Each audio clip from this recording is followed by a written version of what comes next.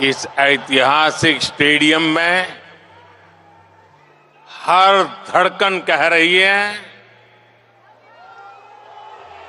Bharat UAE दोस्ती जिंदाबाद। ये इंडिया शायद आने वाले सालों में सुपर पावर बन जाए और पाकिस्तान जो है शायद नक्शे पे नजर ना आए। मैंने पूरी दुनिया में there is no one single leader as popular जो किसी दूसरे मुल्क में जाके अपने लोगों से, जिसे कहते हैं ना, खिताब करे, और वो भी स्टेडियम्स के। And the crowd, of course, chanting the Prime Minister's name.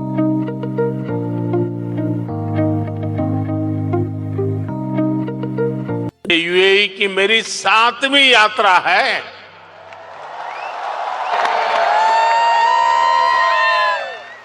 Brother Sheikh Mohammad बिन जायद आज भी मुझे एयरपोर्ट पर रिसीव करने आए थे।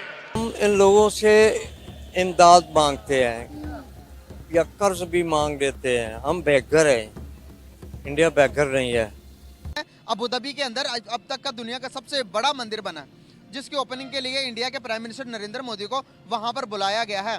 पिछले 10 साल में मोदी जी के नेतृत्व में जिस हिसाब से भारत से लेकर के भारत के सिविलाइजेशन और कल्चर, सभ्यता और संस्कार का ढंका जो है, भारत के सिविलाइजेशन का ढंका अब मुस्लिम देशों में भी आवाज आ रही है। नरेंद्र मोदी इंडिया को कहां से कहां लेके आए। एक ये भी वजह है कि लोग उसको ऑन कर रहे हैं कि इंडिया शायद एक सुपर पावर बने। प्राण प्रतिष्ठा पर मुझे लगता है कि अभी ठंडक हुई भी नहीं होगी, खुजली बंद भी नहीं हुआ होगा, बरनौल अभी लगा ही रहे होंगे। लो भैया, एक और उनके लिए धमाका हो गया है। यूएई के अंदर मंदिर की इनॉग्रेशन है, जिसके लिए स्पेशल प्राइम मिनिस्टर मोदी वहां तशरीफ लेकर गए हैं। अहलान मोदी के नाम से वहां पर बहुत बड़ा इवेंट प्राइम मिनिस्टर मोदी का होने वाला है। आज दुबई के अंदर, यूएई के अंदर प्राइम मिनिस्टर मोदी लैंड हो चुके हैं। अहलान मोदी, मोदी है तो मुमकिन है, मोदी जी का स्वागत है, इस तरह के स्लोगन्स, इस तरह के चैंट्स वहां पर ना सिर्फ इंडियन कम्युनिटी बल्कि दुबई के शेखों की जानिब से भी लगाए गए हैं। बहुत जबरदस्त वहां पर इस्तकबाल किया गया। बहुत बड़ा इवेंट भी होने वाला है अहलान मोदी के नाम से। और इस इवेंट के, मंदिर के इनॉग्रेशन के बाद फौरन प्राइम मिनिस्टर मोदी कतर भी तशरीफ ले जाएंगे और वहां पर भी ऐसा ही एक इवेंट होने वाला है। हमारे पॉलिटिशियंस कहीं जाते हैं तो उनको इतना प्रोटोकॉल नहीं दिया जाता, पाकिस्तान जिंदाबाद या फिर पाकिस्तान का झंडा बुलंद नहीं किया जाता। क्या वजूहात है? प्राइम मिनिस्टर मोदी के लिए बड़े बड़े मेगा इवेंट्स, उनके लिए चैंट्स, उनके झंडा लहराया जाता है और हमें कोई प्रोटोकॉल नहीं दिया जाता। यूएई में इंडिया के प्राइम मिनिस्टर नरेंद्र मोदी का बड़ा ग्रैंड वेलकम किया गया। नरेंद्र मोदी के एजाज में यूएई के एक स्टेडियम के अंदर ऐलान मोदी के नाम से एक इवेंट का इनेकाद किया गया है। इस स्टेडियम की कैपेसिटी 65,000 लोगों की है। इंडिया के prime minister Narendra Modi 65,000 Indian से खिताब करेंगे और अपनी तारीख में, ये यूएई की तारीख में, इंडिया के प्राइम मिनिस्टर नरेंद्र मोदी के लिए बड़ा ग्रैंड इवेंट होने जा रहा है। यहाँ तक कहा जा रहा है कि यूएई में बुर्ज खलीफा के ऊपर इंडिया के प्राइम मिनिस्टर नरेंद्र मोदी की तस्वीर भी चलाई गई और इंडिया का तिरंगा भी।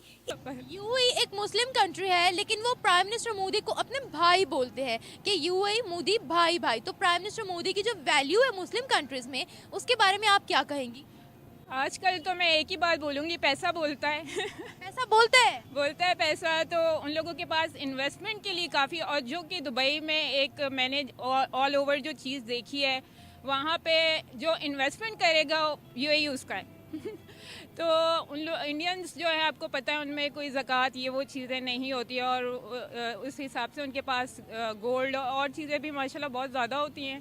तो जिस वजह से वो इन्वेस्टमेंट कर रहे हैं और माशाल्लाह वो पढ़ लिख रहे हैं। हम लोग, हमारा एक बेसिक ये भी मसला है यहाँ पे कि हम पढ़े लिखे नहीं हैं, हम उधर तक पोजीशन तक नहीं जाते, हम डिग्रीज वगैरह नहीं लेते। वो लोग माशाल्लाह पढ़ते भी हैं और इस वजह से एक एजुकेशन और अच्छी पोस्टों पे लगते हैं और दूसरा एक इन्वेस्टमेंट लेके जाते हैं वहाँ पे, जिस वजह से अब दुबई में वो काफ़ी ऊपर चढ़ रहा है। क्या दुबई में पाकिस्तान का झंडा शेख बुलंद करते हैं, पाकिस्तान जिंदाबाद के नारे लगाते हैं? लगाते हैं जब 14 अगस्त होता है।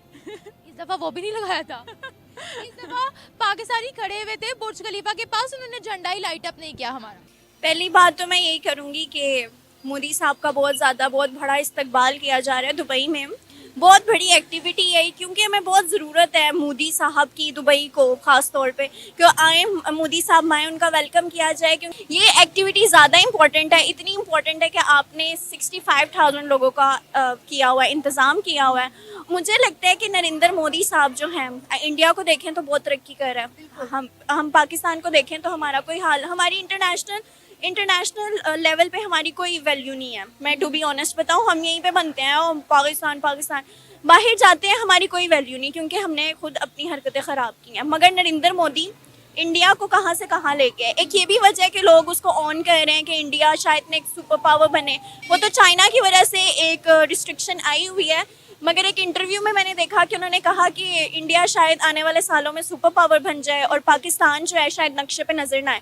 मगर हमने तो यही अपने बचपन से और अभी तक यही सुना है कि क़यामत की सहर तक हमारे मुल्क को रहना। मगर इंडिया क्योंकि तरक्की कर रहा है तो अब वो ताल्लुकात यूएई में भी कर रहा है, दुबई में भी, सऊदी अरेबिया भी पहुंचे होते हैं आए दिन, और कह रहे हैं कि इसके बाद वो कतर का दौरा करने भी जाएंगे। तो आई थिंक जो है ना, नरेंद्र मोदी इस वक्त मुस्लिम कंट्रीज़ के साथ अपने जो है रिलेशनशिप इस्टेब्लिश कर रहे हैं क्योंकि शुरू से ही इंडिया की मुसलमान ममालिक के साथ नहीं बनी। अगर हम कतर की बात करें, ईरान, इराक की बात करें, इंडिया हर मुल्क के साथ ट्रेड कर रहा है, हर मुल्क जो है इंडिया के अंदर आके इन्वेस्ट कर रहा है। इसका क्या मतलब है कि दुनिया को इंडिया की ज़रूरत है, इंडिया को दुनिया की ज़रूरत नहीं है। अब आप देखें अमेरिका तक अपने तमाम इन्वेस्टर जो है वो इंडिया के अंदर बिठा के रखा हुआ है। अब आप देख लें जितनी भी मल्टीनेशनल कंपनीज है, गूगल, माइक्रोसॉफ्ट, एडोब, नोकिया, इन तमाम के सीईओ कौन है? इंडियंस है ना। तो आप मुझे बताएं कि पाकिस्तानी कहाँ एग्जिस्ट कर रहे हैं। और आप अब ये देखें कि इंडिया तमाम इस्लामी ममालिक के साथ ट्रेड कर रहा है, उनसे मिल रहा है। G20 की मीटिंग हो तो तमाम इस्लामी ममालिक जो है इंडिया में जाते हैं, उस मीटिंग को अटेंड करते हैं। लेकिन अफसोस के साथ कहना पड़ा हम तो G5 का भी हिस्सा नहीं है। देखें पाकिस्तान की आप बात कर रही हैं कि किधर खड़ा है, तो मैं ये कहना चाहूँगी कि दहाने पे खड़ा हुआ है, तबाही के दहाने पे। क्यों, क्या वजह है? इंडिया तरक्की कर गया, हम इधर रह गए। सिर्फ एक ही वजह, सिर्फ एक, वहाँ पे करप्शन हमसे ज़्यादा है, वहाँ के मिनिस्टर्स हमसे ज़्यादा लूटते हैं। मगर बेनज़ीर भुट्टो साहिबा ने कहा a worse democracy is better than the dictatorship. हमारे मुल्क में इस वक्त मैं हूँ ना, यहाँ पे मैं बात करती हूँ, मुझे सेफ्टी नहीं है, फ्रीडम ऑफ स्पीच है, मुझे सेफ्टी नहीं है कि मैं घर सेफ जाऊँगी या नहीं, क्योंकि हमारे मुल्क में मार्शल लॉ लगा है बैक पे। ठीक है, बैक पे क्यों लगा है? क्योंकि दुनिया डिक्टेटरशिप को नहीं मानती, दुनिया मानती है डेमोक्रेसी को। जैसे ही उनको पता लग जाए ना भाई इधर डिक्टेटरशिप है, वो ट्रेड बंद कर देते हैं। तो इन्होंने एक नया सिलसिला शुरू किया, पीछे से कंट्रोल करेंगे, आगे सियासतदान को बिठाएंगे। आप देखिए कि पाकिस्तान में मेरा ख्याल है 2 से 3 बार मार्शल लॉ लग चुका हुआ है और अब तो पाकिस्तान में मार्शल लॉ लग भी नहीं सकता। जी, लग नहीं सकता, इसलिए तो इन्होंने अपनी वो स्ट्रेटजी बदल दी। देखिए, जब आप इंडिया की बात करते हैं ना, तो हमें सबसे पहले इंडिया की जो आबादी है ना, उसको मद्देनजर रखना होगा। पूरी दुनिया में जो मुल्कों के अपने तजारत है, कारोबार हैं, वो ज़्यादातर उन मुल्कों के साथ हैं जिनकी बहुत बड़ी मार्केट वैल्यू है। तो इंडिया की बहुत बड़ी मार्केट है जो दुनिया में सारे ममालिक को अट्रैक्ट करती है। दूसरा ये है कि ये जो ममालिक हैं जहाँ आपने अभी बात की है कि उसका बड़ा वो वेलकम हुआ है, तो उसकी बुनियाद ही यही है कि इंडिया बहुत बड़ा मुल्क है, बहुत बड़ी मार्केट है, उनकी वहाँ प्रोडक्ट और जो भी होता है या वहाँ की जो मैन पावर है वो भी वहाँ कम रेट पे काम करती है। तो इसलिए उनका जो सिलसिला है वो अपनी जगह पे है कि वो बहुत उनको वेलकम करते हैं। लेकिन सर आप ये देखें ना कि जो ताल्लुक इस्लामी ममालिक का पाकिस्तान के साथ होना चाहिए वो इंडिया के साथ है। अच्छा, ऐसा है कि फ़र्क ये है कि हम इन लोगों से इमदाद मांगते हैं या कर्ज भी मांग लेते हैं। हम बेघर हैं, इंडिया बेघर नहीं है, इंडिया तिजारत करता है।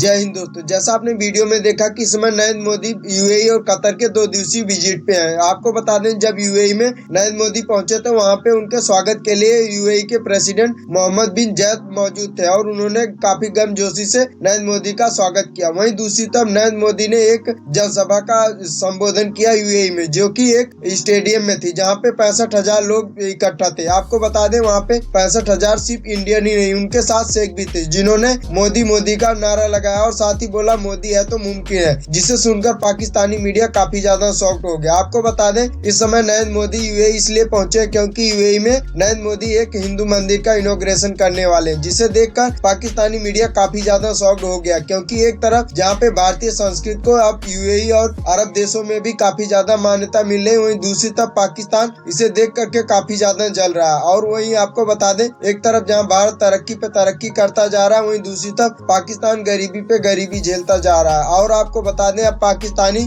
यह भी कह रहे हैं कि भारत आने वाले समय में सुपर पावर बन जाएगा और हम ऐसे ही भिखारी बने रहेंगे, और ऐसा भी हो सकता है कि पाकिस्तान नक्शे से गायब भी हो जाए। आपको क्या लगता है कमेंट में जरूर बताओ, और ऐसे ही मजेदार वीडियो देखने के लिए हमारे चैनल को सब्सक्राइब करना ना भूलें। जय हिंद, जय भारत।